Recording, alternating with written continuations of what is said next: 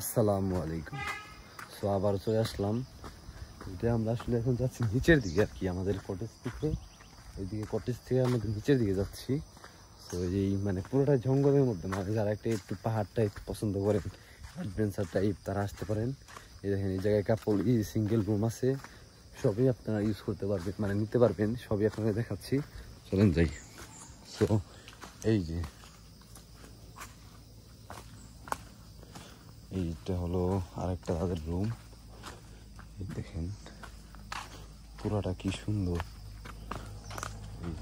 আমি আসলে একা একা বেরিয়ে পড়ছি, কারণ ওদের বসায় থাকলে ওরা কেবল উঠলো ফ্রেশ হবে। আমি এর থেকে পুরোটা ঘুরে ঘুরে আপনাদের দেখাই।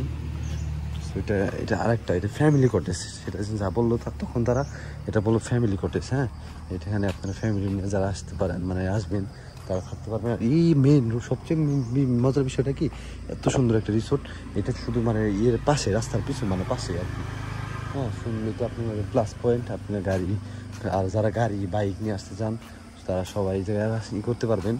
এই যে আমরা এই জায়গায় বাইক রাখছিলাম, এই যে আমাদের নিচে বাইক ছিল, এই যে নিচে বাইক।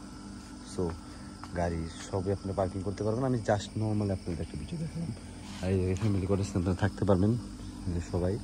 সো এটা রিসেপশন, আর ওইদিকে আরও কটেজ আছে, ওইদিকেও যাবো আর কি।